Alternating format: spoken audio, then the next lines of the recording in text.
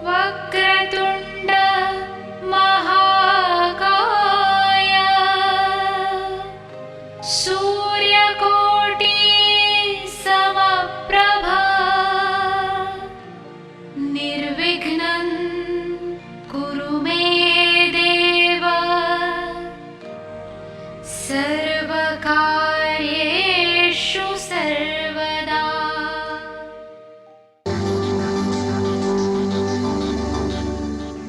राजीव सूर्यवंशी वास्तु के क्षेत्र में एक जाना पहचाना नाम है। पिछले एक दशक से भी अधिक समय से इस क्षेत्र में सेवारत, भवनों को बिना तोड़े या फेरबदल किए उनके परामर्श से असंख्य लोग लाभान्वित हुए हैं। सिंहस्थ महाकुंभ 2003 को त्र्यंबकेश्वर में श्रद्धालुओं को वास्तुशास्त्र प्रवचनों द्वारा कृतार्थ करने पर विशेष रूप से सम्मानित किया गया। समाज के प्रति उनकी बहुमूल्य सेवाओं के लिए वर्ष 2002 में उन्हें मानव रत्न ऑफ द मिलेनियम पुरस्कार से सम्मानित किया गया था। यही नहीं, इस क्षेत्र में उनके विशेष योगदान के लिए वर्ष 1990 में श्रेष्ठतम वास्तु विशेषज्ञ के रूप में उनका चयन हुआ और इन्हें स्वर्ण पदक से सम्मानित किया गया। राजीव सूर्यवंशी ने समय समय पर देश के विभिन्न भागों और विदेशों में सेमिनारों और कार्यक्रमों का आयोजन करके समाज की खुशहाली और उत्थान में अपना योगदान दिया है। देश विदेश के कई व्यापारिक प्रतिष्ठान, शैक्षणिक संस्थाएं, सामाजिक और धार्मिक संगठन तथा जन सामान्य उनके निस्वार्थ और उत्कृष्ट मार्गदर्शन का लाभ उठा रहे हैं। इस क्षेत्र में उनकी एक उल्लेखनीय उपलब्धि वास्तु रिसर्च फाउंडेशन की स्थापना है। वास्तु के क्षेत्र में जिज्ञासु लोगों के लिए राजीव निष्ठावान पथ प्रदर्शन की भूमिका निभाते रहे हैं और उनकी जिज्ञासा शांत करते रहे हैं।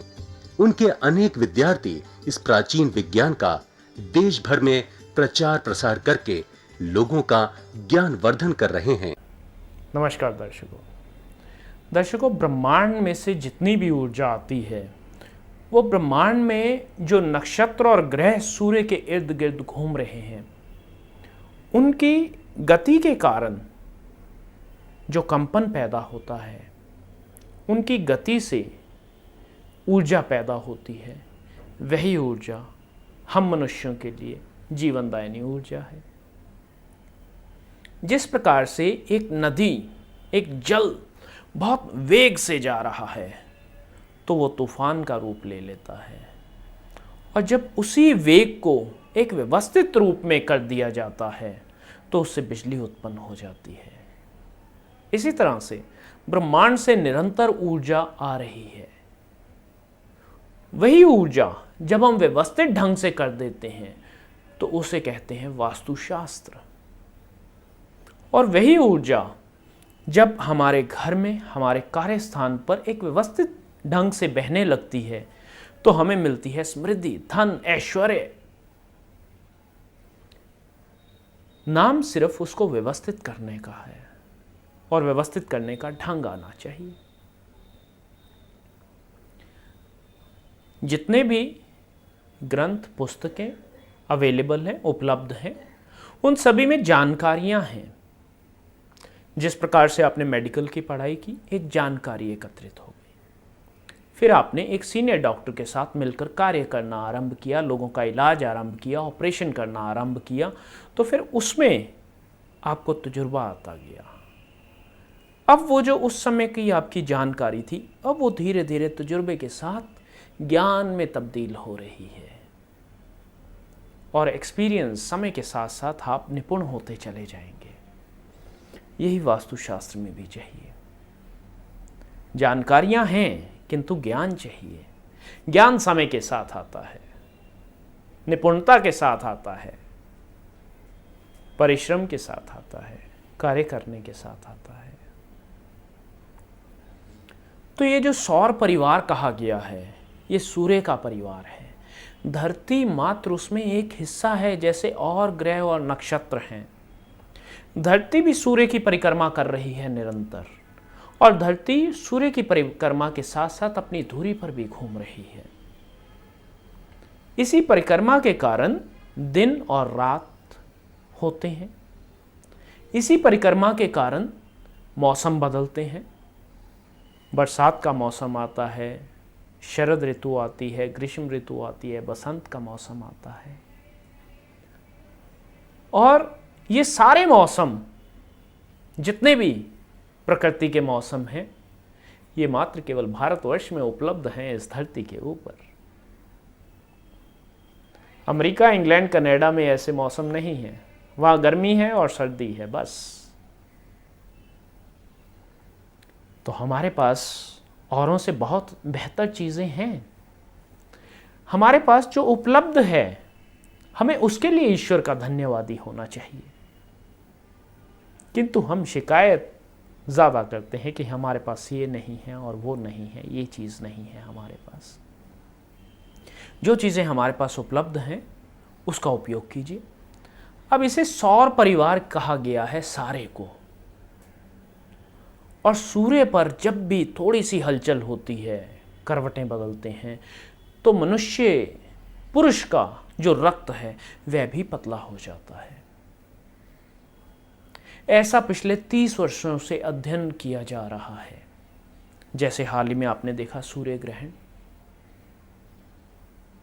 या सूर्य पे हल्की से कोई चेंजेस हुए, कुछ बदलाव हुए, तो मनुष्य का, पुरुष का रक्त पतला हो जाता है। वैसे जो मेडिकल लाइन को जानते हैं इन डेप्थ में, अभी मैं एक जगह लेक्चर दे रहा था, तो मेरे इस बताने से एक डॉक्टर साहब जो कि एक ही थे वहाँ पे, उनको बड़ी दिक्कत हो गई।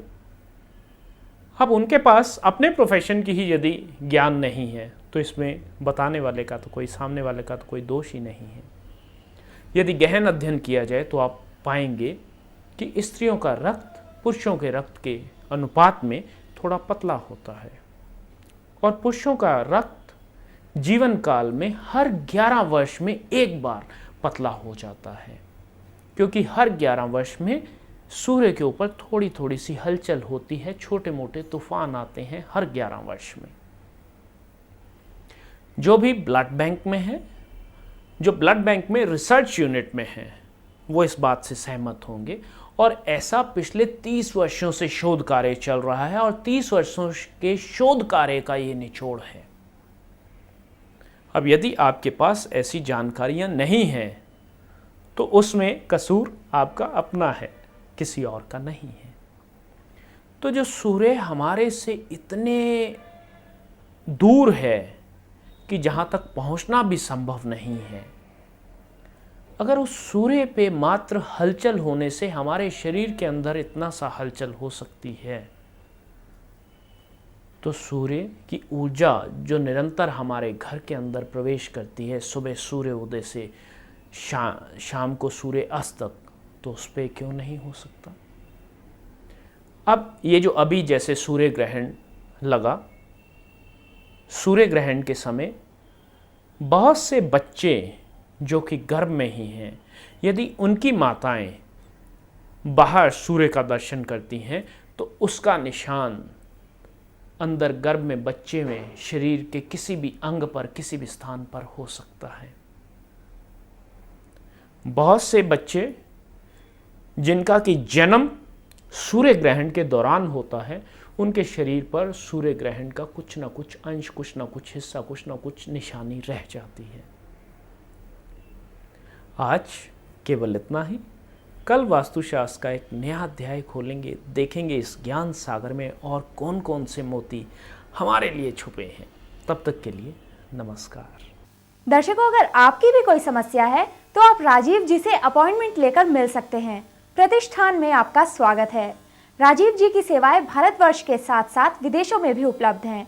यदि आप वास्तुशास्त्र प्रवचन कराना चाहते हैं, उसके लिए भी आप हमसे संपर्क कर सकते हैं। वास्तु की स्पेशल किट, जिसमें सिद्ध यंत्र और अभिमंत्रित की हुई 10 वस्तुएं हैं, जो कि आपके पूरे घर के विभिन्न स्थानों के उपयोग में आएंगी।